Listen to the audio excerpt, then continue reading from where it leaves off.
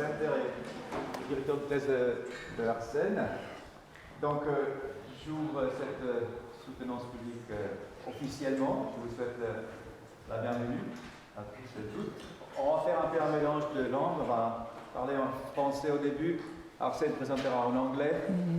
Et après, nous dirons peut-être quelques mots en mélange des deux. Anglais. Je vous rappelle que la thèse a été réalisée dans le cadre de l'école doctorale de physique au sein du Plasma Center. Et avant de lui donner la parole, je vous présente le candidat. Donc, Arsene Tema Biwolé, né au Cameroun, à Bafoussam, un certain nombre d'années, on va dire. Après avoir fait ses études primaires et secondaires au Cameroun, Arsène a fait ses études universitaires en Italie, à Turin, à l'école polytechnique de Turin, le bachelor d'abord et le master, avec une thèse de master qui était sur le calcul du courant de bootstrap à partir d'un réseau neuronal. C'est assez complexe. Pendant cette période, il a aussi une période de visite scientifique à General Atomics, à San Diego, travaillé sur le tokamak et 3D là-bas. Et tout le long, il a reçu un certain nombre de distinctions et de prix. On en reparlera peut-être à la fin. J'en cite deux. Il est chevalier de l'ordre du mérite de la République du Cameroun et ambassadeur de l'EPFL pour l'excellence scientifique en Afrique. Ça, rien que ces deux choses sont vraiment assez magnifiques. Il a soutenu sa thèse d'examen avec, comme d'habitude, un jury d'experts internationaux. C'était, je ne me rappelle pas la date exacte. 6 décembre. 6 décembre. 6 décembre. Voilà. Mais comme la tradition le veut, je vous parlerai de l'examen et des commentaires du jury après son exposé.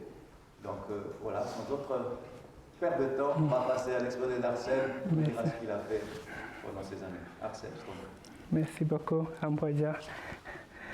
Thank you very much. So, as Ambrogio mentioned, my presentation will be in English with a French accent, maybe, so that we are all set.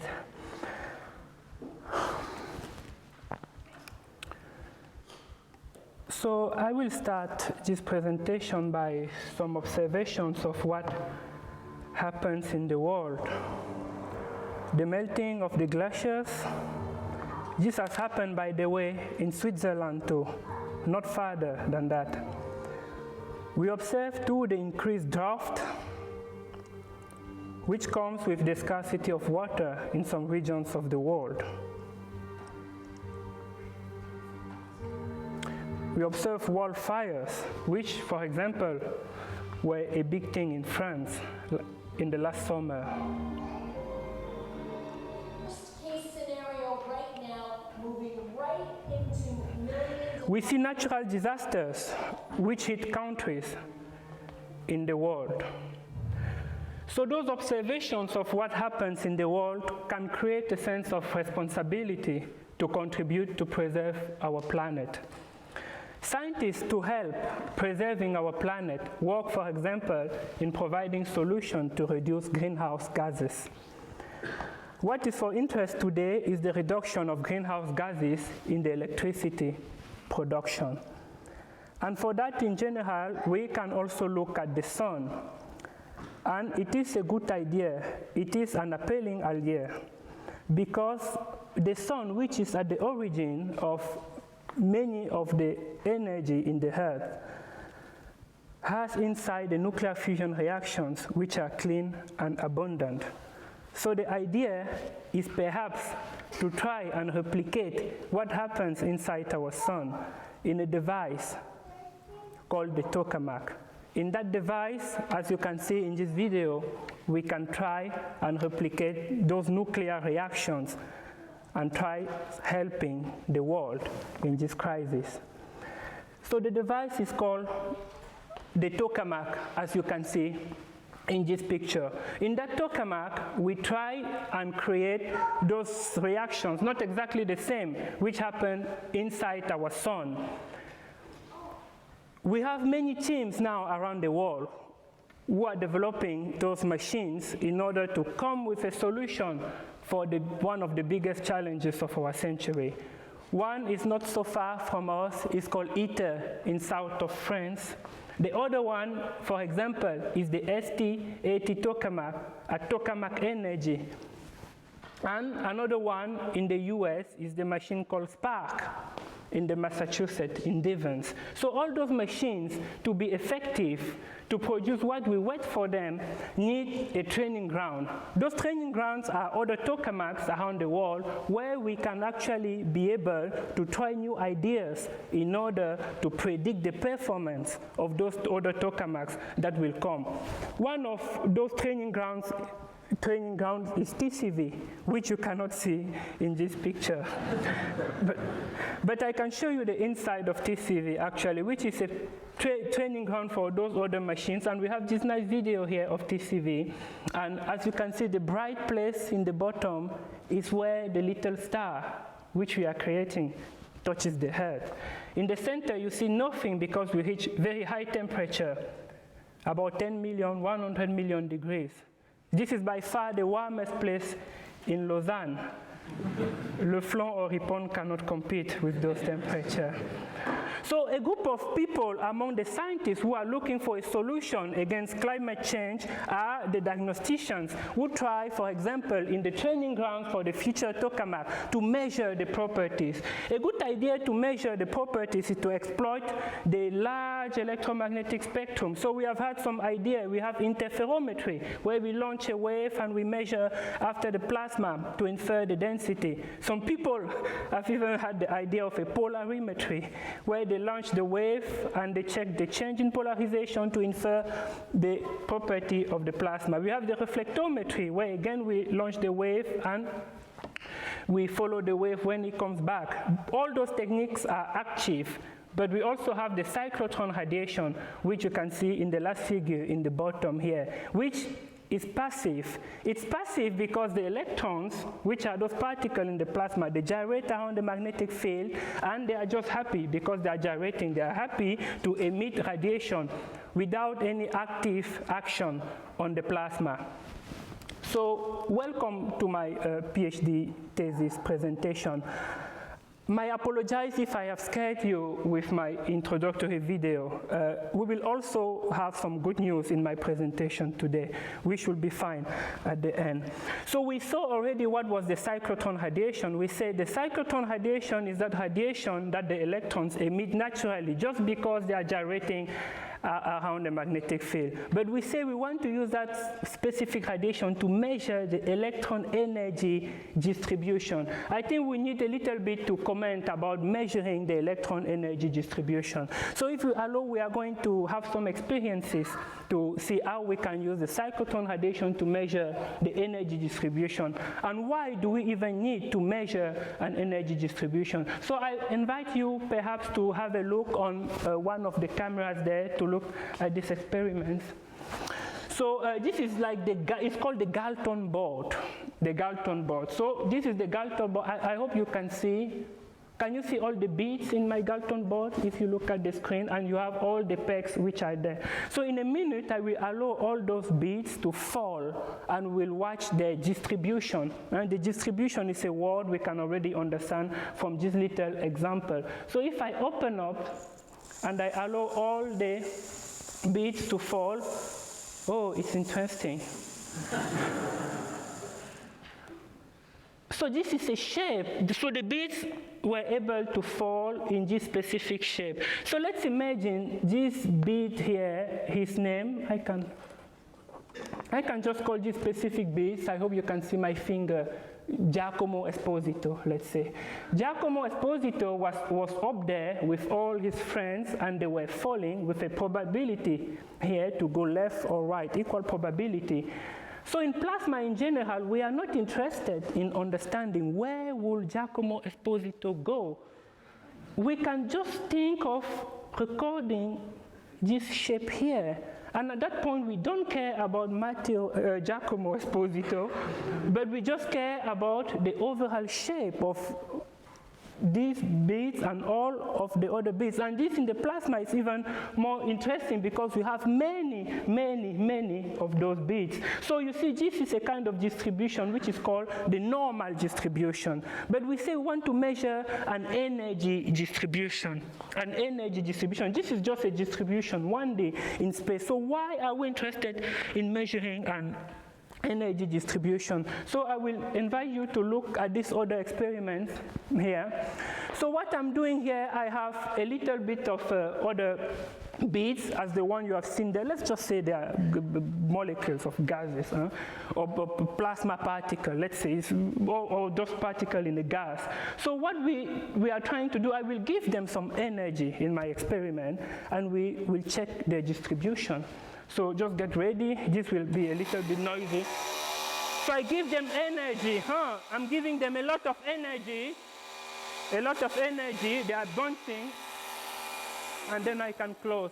Maybe to show you how the experiment works so that it's easy for you to understand. So you see here in the inside, I have those little holes.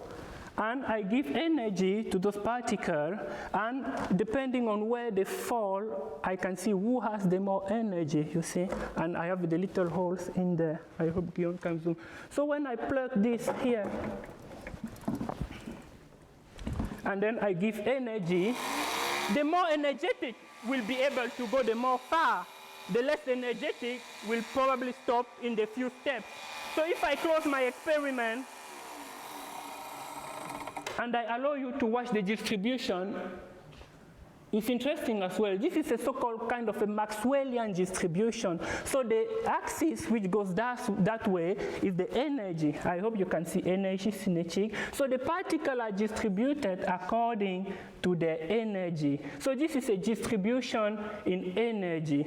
So why will we, but this is kind of interesting because if I give more energies to those particles, I will have this region which is wider. So we think in general in the plasma rather than following. There we had Giacomo, here we can just have Matteo. Rather than following Giacomo there and Matteo here, what we can simply do is just to have like this size. From that size, we can know if we give more energy to the particle, they can arrive farther, and then the temperature, it's higher. This is already a big thing because we understand that what we call temperature in our real life is just the energies of the... Okay. Let's just use this one. I hope you heard me. No. No, nothing. We have to start again. Thank you, Ambrogio. So the example I was trying to give you was about this distribution. So I was saying we decided we are not going to follow each of the beads individually. So we just say, what about measuring like this size? If we give more energy to the particle, we will have more of them going far. And we will have more particles going far. This distance will represent what we call the temperature. So this is a big thing already. So what we call in our macroscopic world the particle is just how energetic are those, the temperature means how energetic are all those particles. So if I increase, I give more and more energy, I will have a broadening of this distribution. So here I'm giving more and more energy. By the way, I fix the pressure. In general, you would have seen, if I let that for 2 hours, that the distribution will broaden, and then we'll say it's hot. So we say in a summer day that the hair is hot is because the particles in the hair are just having so much energy, and that distribution is now broadened. So this is a good point. Why do we need to measure a distribution if we can just measure the temperature at any time? It's because of this other example. We go back to our previous example, which is this one here. So you remember, I hope you can see this example. Let's say some of you doesn't like this distribution and is just obsessed to have many beads in this region here. What can you do in that case? With this distribution of pegs, you are going to have that same distribution even if you try that for many times. What can you do to just increase the amount of beads which goes to this direction? You can bias those pegs to increase the probability to go to the left, to my left, rather to the right. In that case, you will have many particles going to the left and you will increase this thing. This is done in the plasma very often. For example, when we try to drive the current in the plasma, we perturb that nice the distribution, which is sometimes Maxwellian, as the one you have seen, that to allow some electrons to have more energy. For example, we also have the runaway phenomenon, which is those large electric fields in the tokamak, which I've shown you, which accelerates the electrons and the tile of their distribution. There are just so many at high energy. In the difference with the Maxwellian distribution.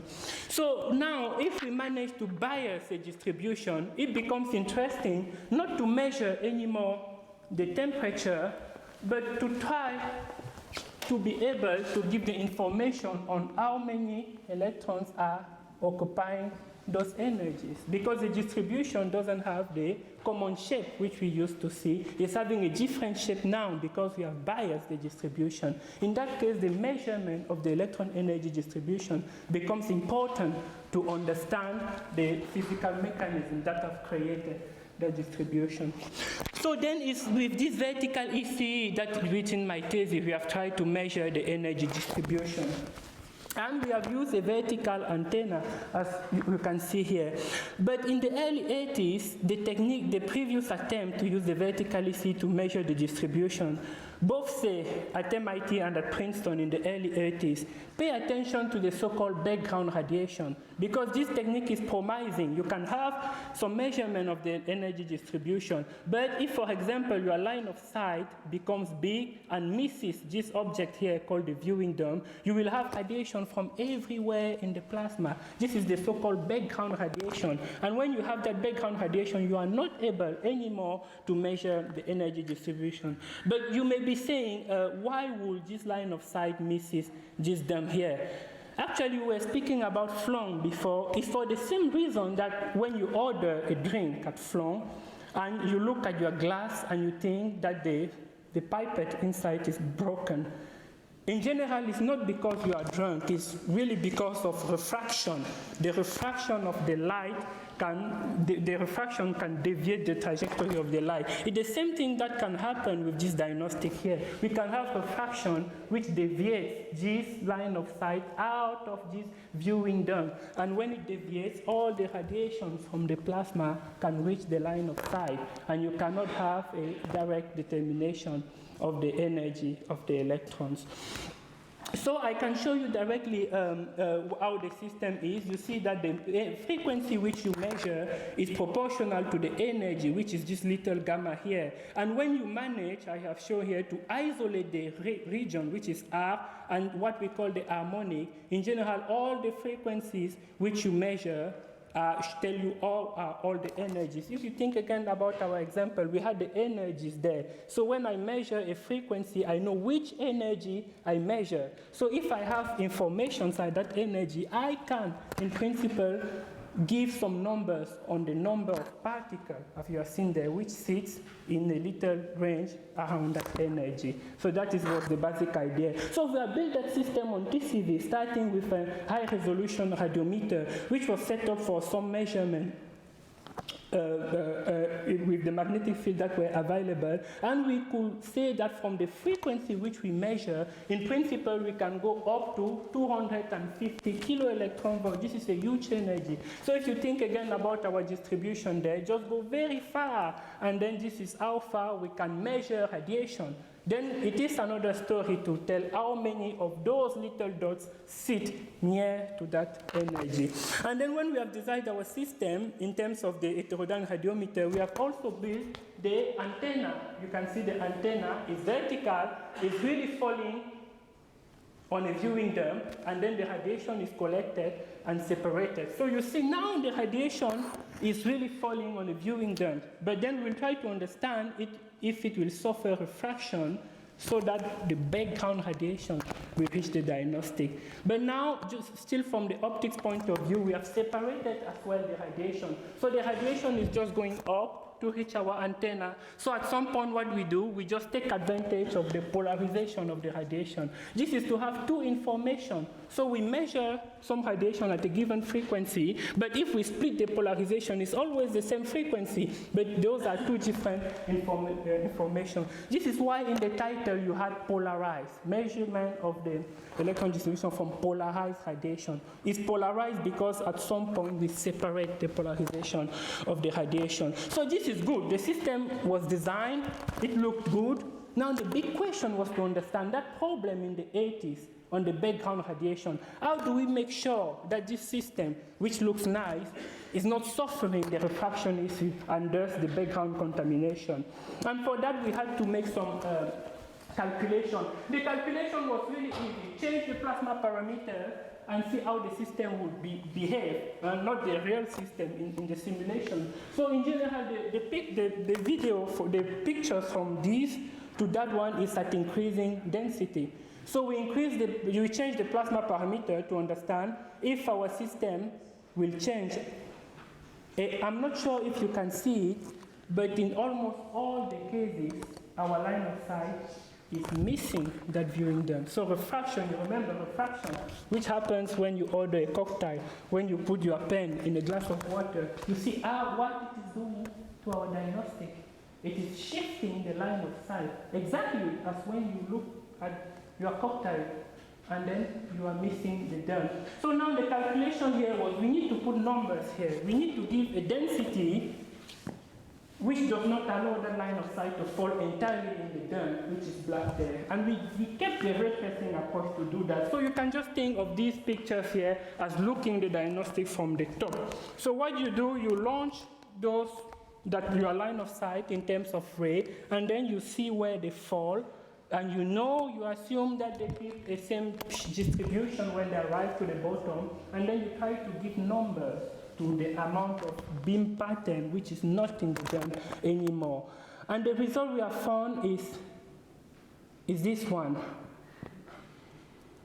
I'm not sure if you can see, but in the y-axis you have the percentage of beam, your antenna, which fall outside the dome. And in the y-axis you have the line average density. If we pick one of the frequency, the smallest one, we saw that the density limit was 1, very small. This was a big problem because if we cannot work at a density higher than that, there are many things we cannot do with the diagnostic.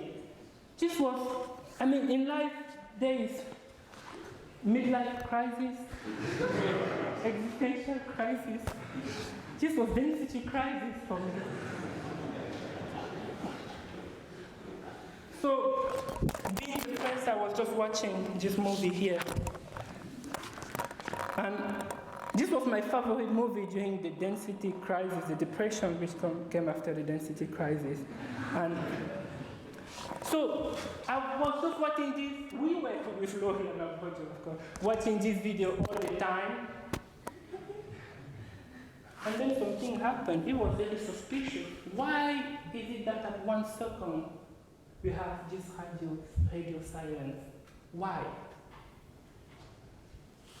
Now we can write a book on that 1 second. But the thing here is that the radiation which contaminates on TCV is a specific radiation which disappears at that moment. I will show you the example here. The explanation is that background radiation, which is a big problem on TCV, is actually born from a radiation called X2. When the X2 is not inside the machine, we don't see the contamination. And that was a game changer, because you remember in the 80s, they said, constrain the density, fall in the dump, that's the only way you can use your diagnostic. And now we are seeing that even if we don't constrain the density, at that 1 second the density was not constrained, and we saw no contamination. It means that the responsible for the contamination is not in the machine. And that changed everything, because we could now relax the density, keeping the contamination out of the tokamak and allow the operation. I will give a little example so that maybe this concept of this observation is clear. So imagine you have a party during COVID, and you are having that party, many people in your home, you are very happy, but then the recommendation from Conseil Fédéral is wear mask, right, to have your party, because some people have COVID in that room. You should wear a face mask.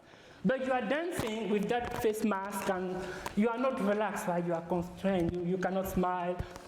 And then, rather than dancing with the face mask and constraining everyone, what we have done here is to find that person who has COVID and kindly ask him to wait outside.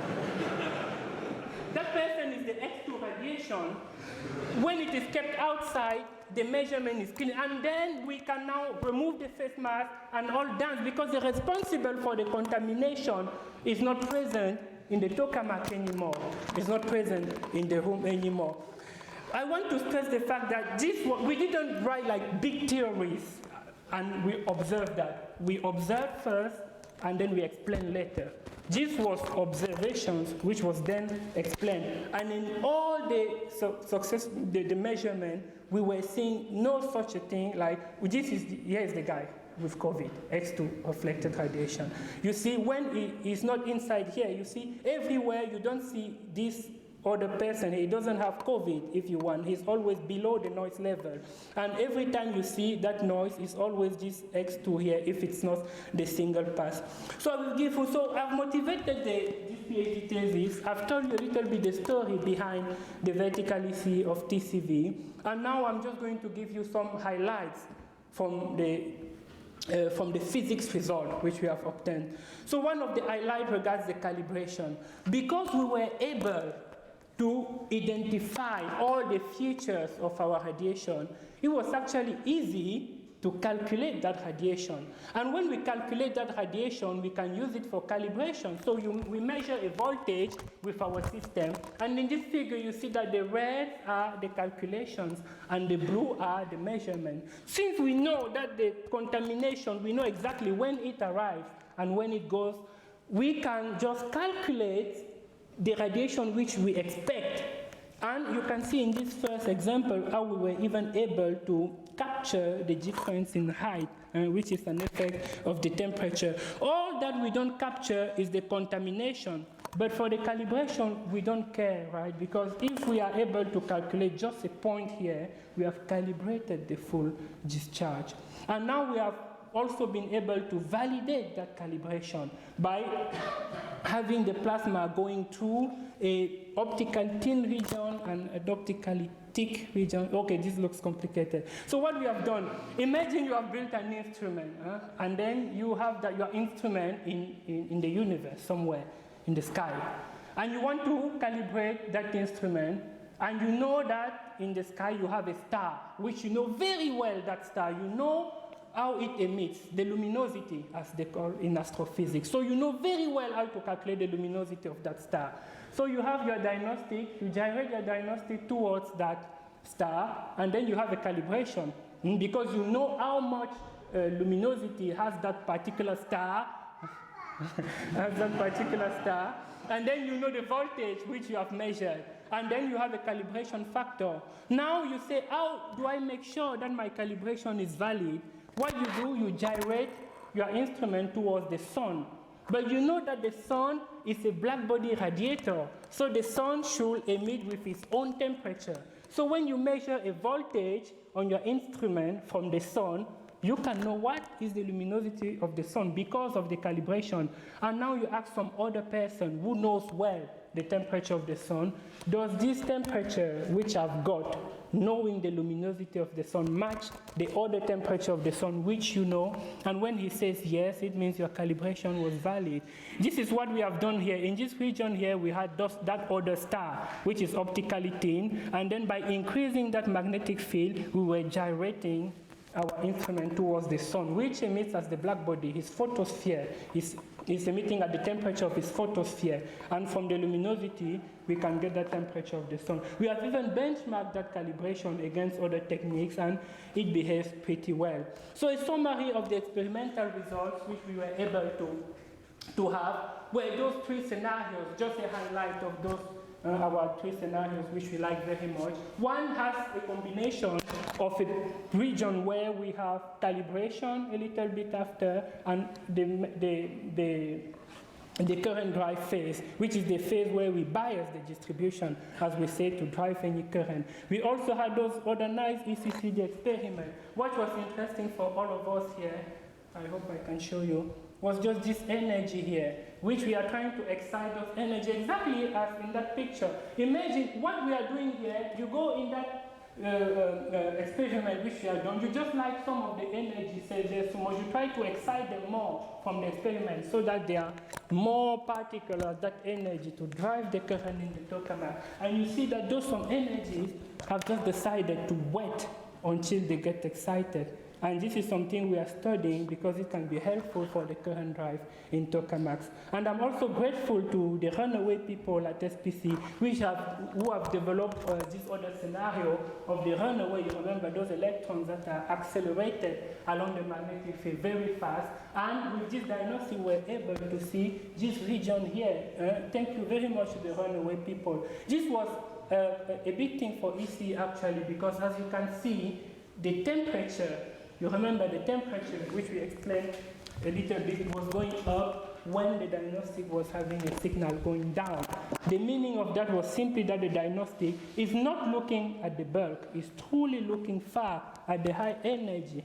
Again, you can see from this experiment, the meaning of the third scenario is that the diagnostic is just looking here, this region here, a little far, and it doesn't look at the bulk. You see the bulk temperature increase there in red in the first region, and then the diagnostic goes down. It means something is probably happening to the particles, staying far from the bulk. So that was one of the measurements which we have done. And we have also been able, within this PhD thesis, to tell something about that other runaway distribution. So you see in the first figure, I have the parallel direction.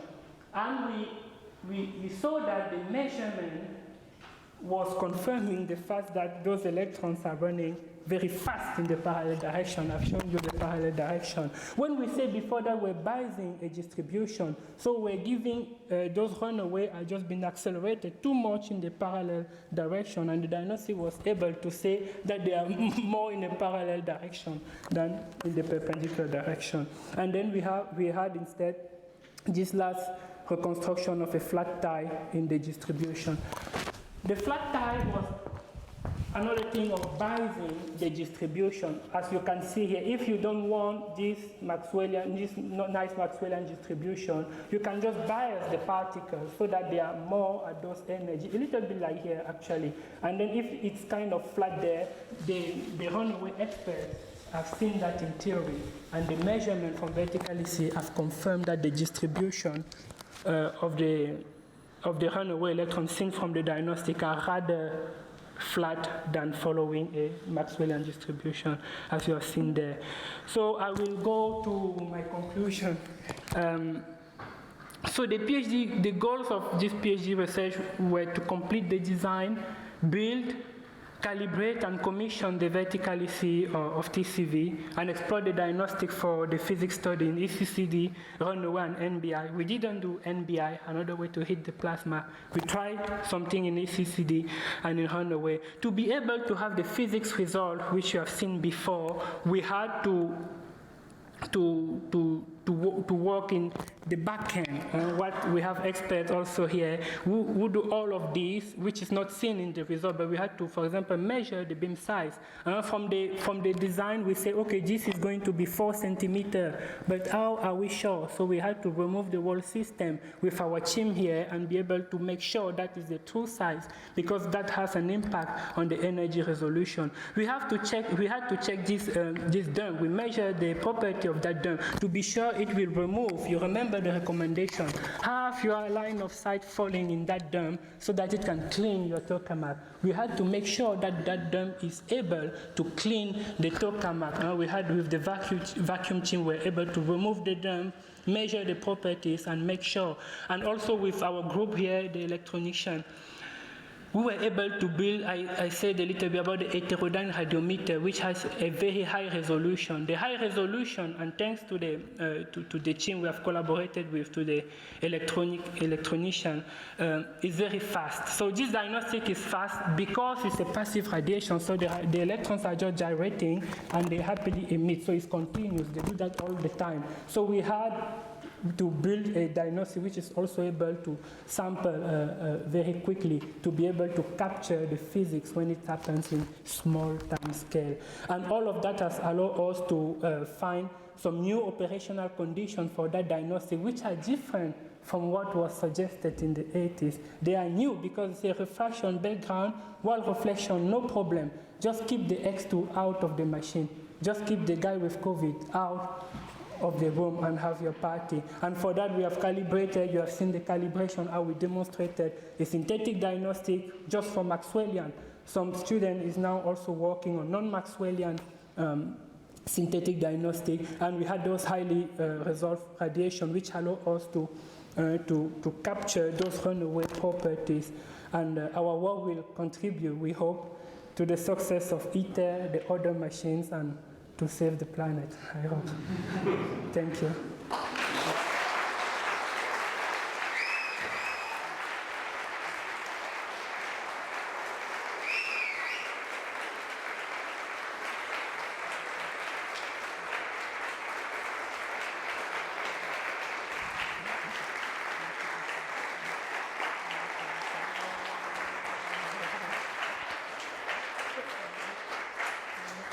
There will be other occasions to upload them. It's not over yet. Questions?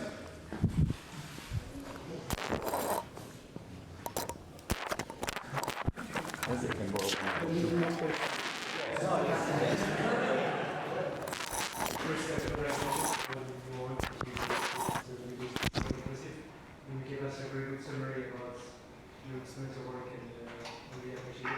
Thank you. Thank you, Bate. You mentioned in your last part of your contribution, it's the other future different machines. But can you give us a bit about how this method can be applied to interpreter or machines with higher fields? You need it doesn't work. Is there some limitation or is it diagnostic that is specific? So this is a good question. So for the so this work was achieved to help the runaway people and the TCP people. For high field machine, they are not planning for now to have electron cyclotron going by. Because when we go to the high field, then it's a technological constraint. You still need this for the camera. I need everything. Okay. The other is for the audience. Those are too many microphones. Sorry. Yeah, I was saying we have a technological constraint to have ECCD high field machine, because when you increase the field, you increase the cyclotron frequency, and it's really. We have experts here. I guess they can. I think it's like 170, 200 gigahertz now that we can reach. For the gyrotron? Yeah, technology for about this. Yeah. Yeah, so for ECCD, for ITER for sure, because we are planning to have ECCD in low future field machines. So ITER certainly, and then the understanding of the current drive, which is a great component for ITER, this diagnostic. I'm not sure they will be able to install the diagnostic on ITER. For the runaway, I hope all the machines, regardless of the magnetic field, will have runaway. Oh, no, we don't want the machines to have the runaways. But yes, the idea is that this diagnostic provides help the world diagnostic set to understand better the runaway dynamics. Thank you. Congratulations, Arsene. That was a great talk. I'm just wondering, how long did the density crisis last? One and one.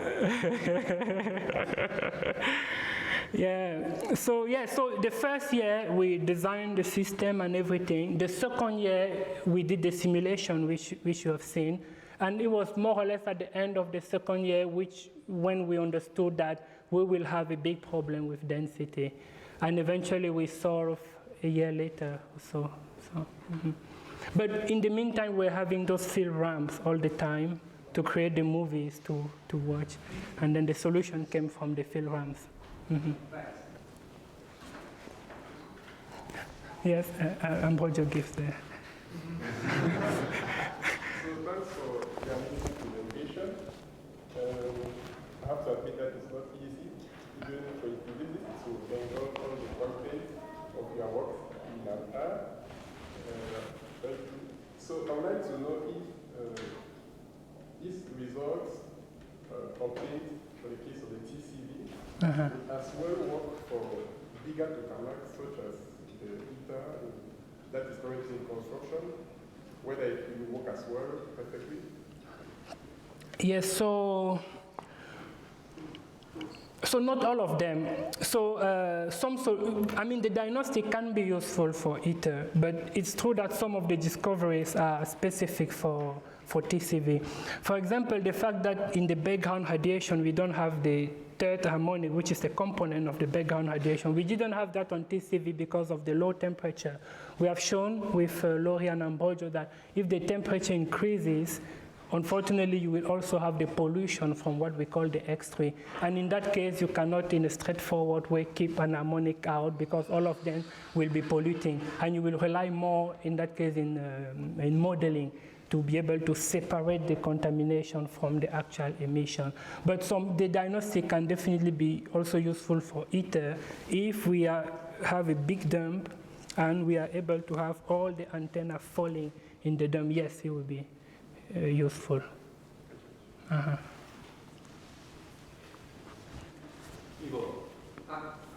when you get to the end of a very successful thesis, it's always interesting to look back and ask yourself, what would I have done differently? Where's the question?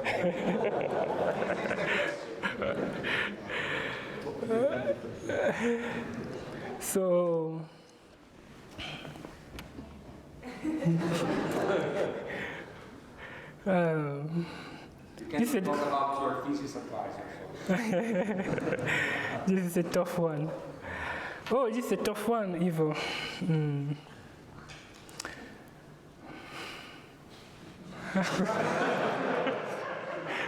Technically, it was not a question. It was a comment on what to do at the end of the thesis. But what I can say is that later I will tell a little more about that. In a few minutes. I really look forward to that. Jean. So I have a question for you. So after solving the crisis, you only had immense success with the diagnostic. Is there a way it can still be improved? Like if we forced you to work on it for 2 more years before giving you a thesis, what would you do? Yeah. So I think what we didn't do, so from the experimental point of view, I regret a little bit that the so-called startup runaway, in which we are sure that so we don't have refraction, we are sure that the line of sight falls within the dump, and we have low energy runaway. I regret a little bit that I have not taken many measurements from those electrons. I'm not sure if you have seen here, but to be able to capture this feature here, I had even to account for the harmonic overlap.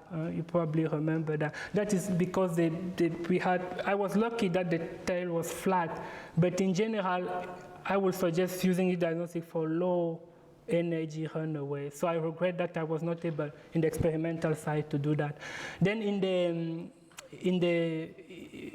the diagnostic design, perhaps trying to understand how to optimize the beam in the plasma, maybe narrower, if we can play with the mirror a little bit, these kind of things. Yeah. Or maybe just have a bigger dump if Stefano allows in the tokamak. Yeah, those were some of the things I could have done. Okay, thank you, Arsene, for your presentation. So now I wanted to know more about your optimism about fusion development and are you optimistic first? And second, do you think that ITER will be finished before the Lausanne Treaty? I cannot say that I'm not right. It's not allowed to say that. I am optimistic about fusion. So I've shown at the beginning here some of the current machine. Allow me just to share again a little. So I've shown this ITER, I've shown the ST80, the tokamak energy, and also, so those were just examples. They are all tokamak and this Spark here. So I think it's really great that now we have enthusiasm about few. I think 5 years or 10 years ago, it was not the same story. Now we have private money. We have people like here at this very Spark who are pushing a lot to have a break even, I think like in 2-3 years. So I think the fact that, okay, also due to, I've shared with you the videos at the beginning, the fact that we have I would say, bigger awareness of the climate issues are also putting the private money in. And I'm really believing that one of those machines will succeed and pave the way to the fusion electricity. Now, which one? I hope all of them succeed. Yeah. Okay. One question? No? Please. Arsene, could you explain again what was this big problem that you had? I think it was by 93 or so. I didn't understand. Could you explain again? Yes, for sure. Thank you, Martin. So what I was explaining is that this line of sight here is in vacuum. This is calculation that is made in vacuum. So when you have a plasma there, they disturb the line of sight by refraction. So I took that example with the glass. It is really that refraction of the light which you see in your glass, which can shift this line of sight. And when the line of sight is shifted, if you can pick up radiation from the wall tokamak, and now you don't know what you are measuring. So, but that is due to refraction, and we have seen that the strong parameter in refraction is the density. And I say density crisis because at the low density, this is the line average density in the first thing. At very low density, we were already missing the dome. We were picking up radiation all the time. And then the discovery or the observation was that even if we miss that viewing dome, we will not pick up the background radiation because the person at the origin of the background radiation can be out of the machine and the machine will still be clean. So we said instead of constraining the density, we just kept the person who contaminates the origin of the background out of the machine. And we do that by a suitable combination of magnetic field and measured frequency. I'm not sure if I... Yeah, wait, what's the person with hope? It's called so the electron cyclotron radiation. Electrons are gyrating and they emit radiation at given harmonics. So it's called the X2 radiation. So it's emitting at a given frequency and its intensity reaches what we call the black body level at the X2. And on TCV, so I thought at the beginning that X2, X3, that all of them will just contaminate the radiation. But somehow it is just the second harmonic which has a contamination which can complicate your measurement. So when it is out, the X3 is just inoffensive. It doesn't have COVID, as in the example which I took before. So it is the X2 radiation, the radiation at the second harmonic of the X polarization, which reaches the black body level, which is responsible for the contamination on TCV. And how do you avoid the extra radiation? You just keep it outside. So because the position where he's born depends on the magnetic field. So his frequency, so you can play with magnetic field and measure frequency so that we call core resonance location. It's just a big word to say where the X2 actually originates. With frequency, you can shift it. I have an image, just quickly an image. Yeah, it's not maybe clear here. You see the green the X2. So you see in the figure in the middle, the X2 is kept outside. The measurement is clean. In the first one, the X2 is within the machine, not good. But the last one, he was out and we're also able to hit the plasma. So yes, so the X2 is the green one, which we kindly ask to stay out. Okay, it's perfect. Thank you. More questions? Okay, so let's thank again Arsene for the answer.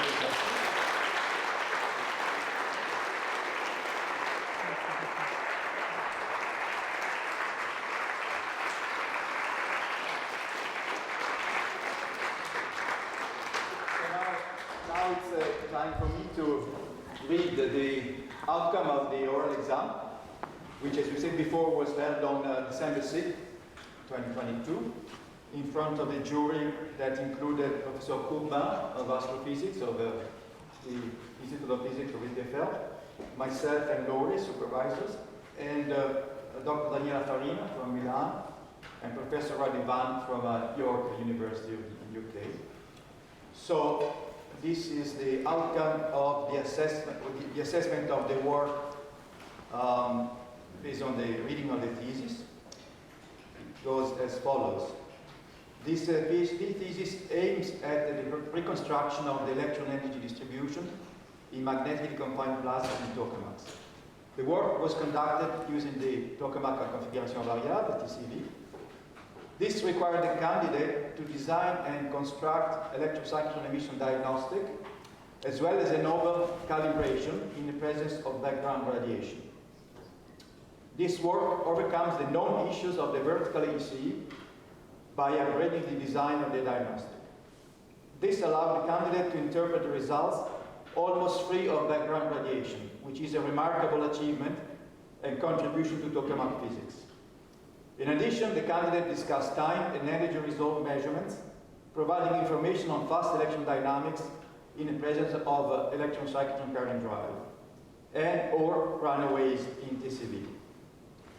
The results of the difficult task of reconstructing the electron energy distribution paved the way to more quantitative studies of fast electron physics. All the results are clearly presented in the manuscript, giving both a pedagogical overview of the field and a detailed account of the techniques developed. This was on the written manuscript of the thesis itself, and then there was an oral exam and discussion, and the assessment of that is as follows. The quality of the oral presentations was even better than that of the manuscript, not only focusing on the original and experimental developments of the candidate, but also describing the theoretical justifications in a very rigorous way, hence illustrating the high scientific maturity and independence of the candidate. All the answers to questions by the jury members were straight to the point, even generating further motivating discussions about the new methods developed by the candidate and possible avenues to improve further.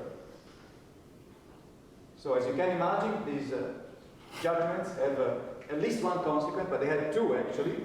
First consequence is that means that the thesis is accepted without reserve.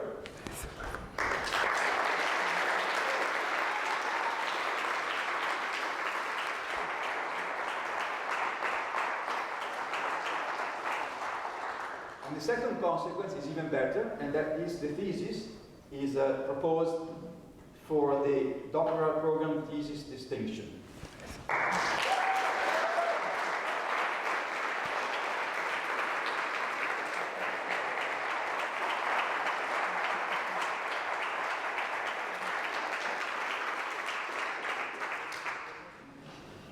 Which means now, in a few seconds, not yet, we will give you that red piece of paper, board, hardboard, with signatures that are important. Laurie and I will do that together. Before that, we will say a few words. So let me start, and then I give the floor to Laurie. So I just want to say a few words, really from my heart. So we all think we are all special. We think also that all of you, and this is absolutely true, are special. All the PhD students are special to us. All the postdocs are special to us. All the colleagues are special to us. But I think you can agree that Arsène is even a little bit more special. It's been a fantastic experience to supervise, as you know, from a distance. Laurie was closer to you, and as were others actually. But even from a distance, it was quite a roller coaster with Arsène, up and down. So we had to watch movies together, and we watched together with these things going up and down. And up and down is really a nice expression for the whole period, I would say, because sometimes Arsène would come to Laurie and say, yes, we got it, it's out of the way, this X is out of the way. And then even the week after you come, and oh, it's still in, and so we will go up and down together with this, dot on the graph, and it was not always easy. And this is also representative of other difficulties that we have all had together in this period. So these ups and downs are characteristic of pretty much every thesis, but also this one, and maybe more so than others, which means that the ups are even more appreciated than on average, let's say, than in many other cases.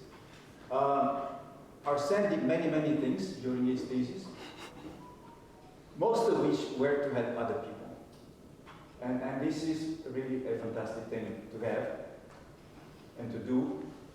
It put us in a very difficult situation because Laurie and I, when we met with Arsene, had to say, stop helping other people.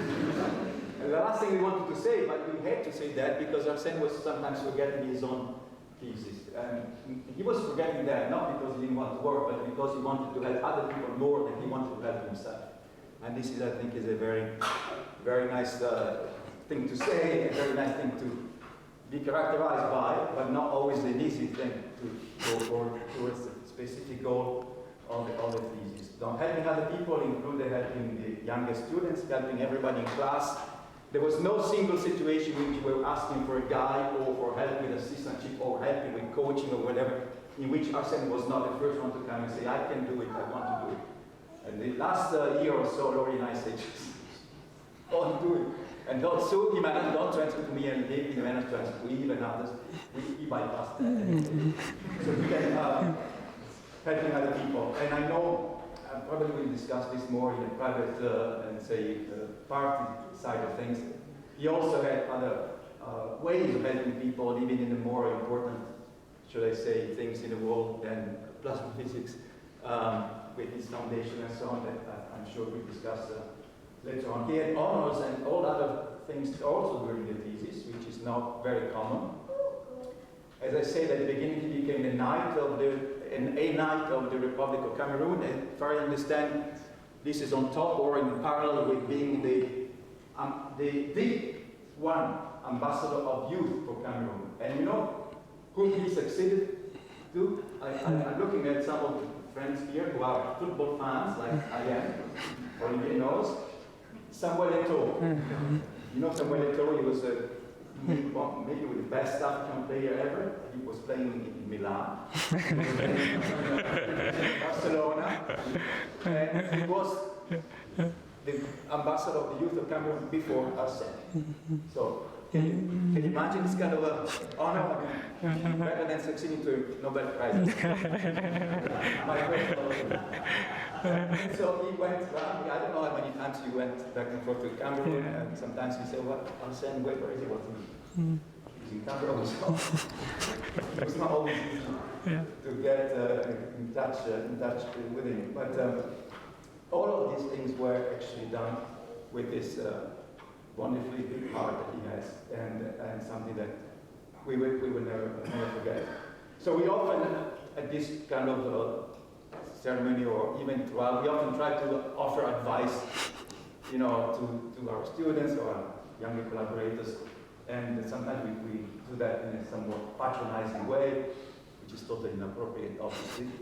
But it is particularly inappropriate here because I mean, who are we to give advice to us? And he went through so much stuff, so many experiences in life and in science as well, that perhaps we should get advice from. And through all of these things, through the honors, through becoming ambassador after Samuel Eto'o, setting up the foundation anyway, we've seen what kind of results he produced.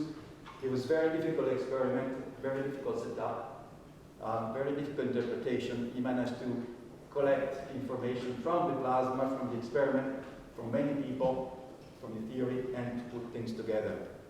Hopefully to put things together also in the 3 papers that you're about to finish.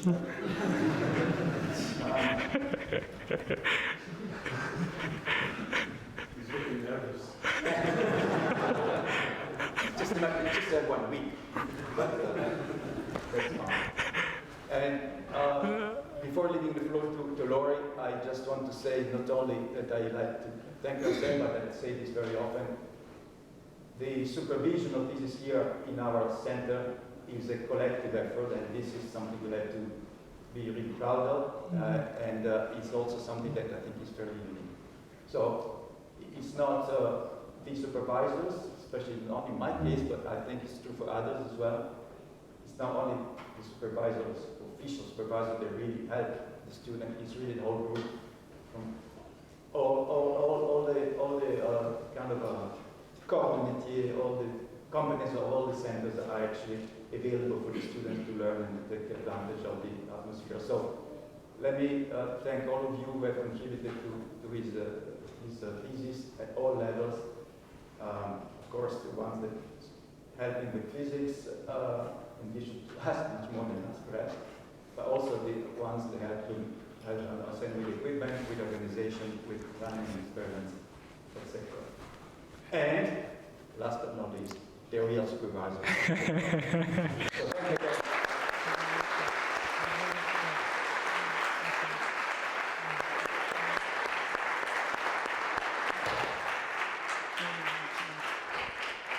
thank you guys. Merci. I'm exhausted. That's not long. I'm exhausted. Ambrogio really has described Arsène more or less to a T. Luke asked a question about the density crisis. How long did that last? The density crisis lasted 12 years and 2 failed PhDs. Okay? There were 2 PhD students came, one who eventually got his doctorate in astrophysics, and an English guy now who's working in Switzerland, okay? So Arsène took an extremely difficult experimental project, and I worked on it 50%. Because as Ambrogio said, he was busy doing all manner of other things. But when Arsène put his mind to it, then his excellence was very, very easy for us all to see. One of Arsène's great strengths is he's a federator. He brings people together. The theory group, electronics, the Milanese, Belgium, around the water, Lorenzo, collaborated closely with Arsène. And also the English in the form of Thomas Keating. Now, Thomas Keating is one of our main suppliers for microwave equipment. And generally speaking, when you ask Thomas Keating to deliver a piece of hardware, it takes 12 to 16 weeks. Arsène managed to deliver hardware in a week. Really impressive. Not only does Arsène federate in the physics community, but he federates outside the physics community. And there are people in this room who helped Arsène in more ways that I'm going to go into here. Okay? And he's sitting here, the guy, Armand, who helped Arsène a lot. It's been a pleasure to collaborate with you, Arsène, and I wish you good luck. Thank you, Laurie.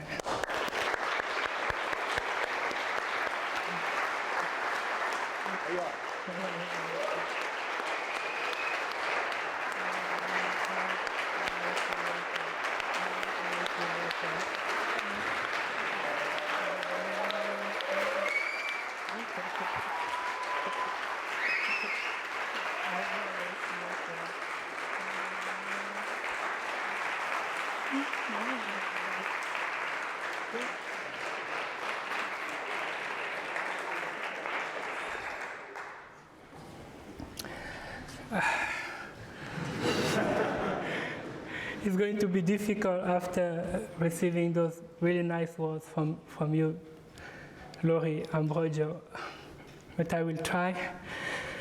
I'm really honored and happy today. I dreamt of being doctor of EPFL. I dreamt to work for a human endeavor which can help mankind. I'm honored. This is a big day in my life. I really hope you can understand me. So I really dreamt to be able to participate in something which can help the world And for that, the first person that I want to thank is my mother. So I say merci, maman. She's not here today, but she allowed me to follow my dreams. And for that, I'm extremely grateful to my mother. I would like to thank Italy for allowing me to study in Italy, as Ambrogio mentioned at the beginning. That was a big move for me, and a big thing to be able to learn from the Politecnico in Torino. So I hope my Italian friends will convey my thankfulness to the government. In the same way, I would like to thank the USA, okay. So after the period in Italy, I went there, and it is at that moment that I embarked into the fusion effort. And it was really an important step for me because I was passionate, I saw that things were working, and I wanted to contribute to our field. I really wanted to contribute to our field. After that experience, I tried to come to SPC with all my heart. I remember I was coming before the appointment to see what was the work atmosphere at SPC. I was really excited to join you and to work here with all of you. And I'm not sure, do you want to see perhaps a work atmosphere at SPC? It's a typical work atmosphere at SPC, so I mean, I even have more, right? So let's see. Yeah, so work atmosphere at SPC. Yeah, that's Pedro, Kevin, of course, yeah, Hugo. So, I mean, I really wanted to work here. And yes, of course, during my PhD, Ambrogio and Laurie said it very well. I was also doing other things, and yes, I was doing this kind of things as well during my thesis. And going back, you saw that first picture, and my idea here was to back there and say we can do science, we can work in this kind of projects and help solving those big issues which you have seen at the beginning. And then something happened. Ambrogio also mentioned, I won't be able to play the audio now, but essentially after that, our President of the Republic cited me as an example in front of 28 million people, and that put a lot of pressure on me in the last year of my PhD. So when I was finishing the PhD, I was extremely stressed, right, because I wanted to not disappoint a country, to not disappoint my people. And then Alicia also came, and I was stressed, but that was none of her problem, of course, and I could draw strength from Alicia in that very difficult period to be able to finish this PhD thesis. And without the help of Alicia and the Swiss Plasma Center, I would not have been able to write this PhD thesis. So now I will thank you, Laurie. Thank you, Ambrogio. Really, thank you. It was not easy to supervise me. I was sometime in Cameroon. I was sometime doing other things, as you say. I liked helping the teaching a lot, so I was spending a lot of time trying to do that. And it was not easy, really, for you to supervise me. We have had ups and downs, but what I would like to say is that when it was needed to help me, Laurie and Ambrogio really helped me. I really feel like with Laurie and Ambrogio, I would not have failed anyway. Ambrogio is incredibly available. His availability with all the work he has to achieve to run our lab, to run fusion in Europe, and other responsibilities at EPFL, I am very honored that Ambrogio spent his time helping me for my thesis and allowing me to finish my thesis. Thank you, Laurie, very much for your help at the work, outside of the work. I very much appreciated, Laurie. That I'm honored and very thankful to have had you to advise me for my PhD thesis. I would like to thank also my friends, almost my family also at PPH 277. This is an office at SPC, by the way. So Lorenzo, Jesus, Claudia, Sophie, Guillaume, Stefano Cardin, who I'm not sure he's here. So one thing they did, if you want a little story, so when I was stressed, you remember about, I wanted to write my thesis so that I don't disappoint the president. So the people in my office, so they were saying, I said, it's okay. And then I went home and I asked myself, will the president be really disappointed that I have used a ray tracing approach rather than a full wave calculation to infer the amount of beam which misses the viewing, the highly absorbing viewing in a plasma? No. I mean, if I'm not sure that he will be disappointed, I should maybe calm down and relax a little bit.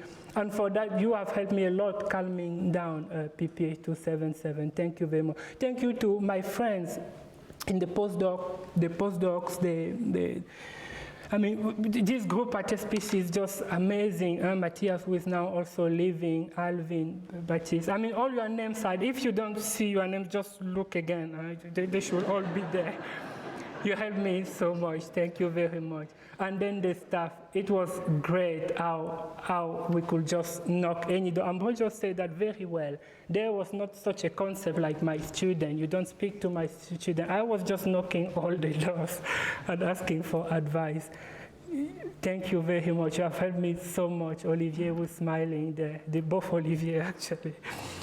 Thank you. And yes, now I switch the service. Donc je fais le service et je commence par Omar parce que là on est sûr que la fête va bien se passer. On ne sait jamais. Merci beaucoup, carissimo amico, pour toute l'aide que tu m'as apportée. C'était magnifique. Merci les gars, vous êtes venus à ma défense, tous les amis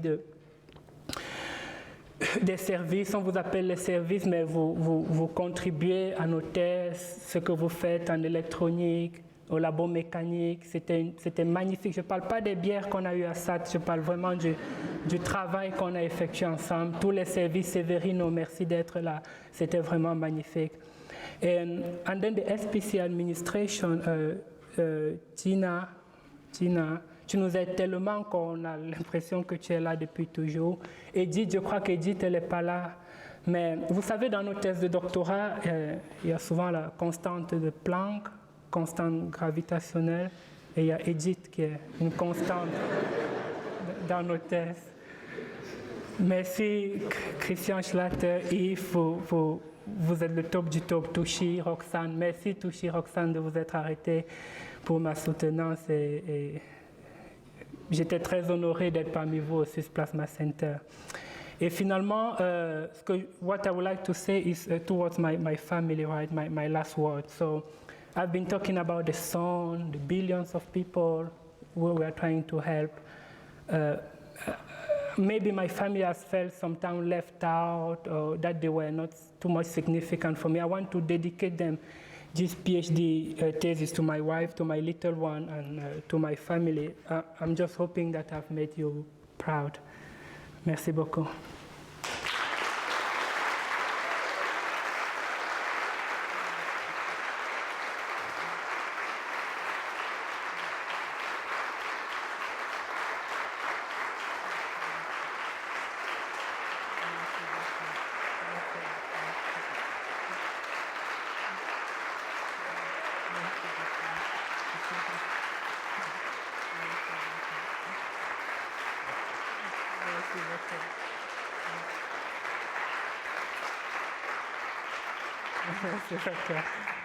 Merci beaucoup. So we are heading to the cafeteria for the food.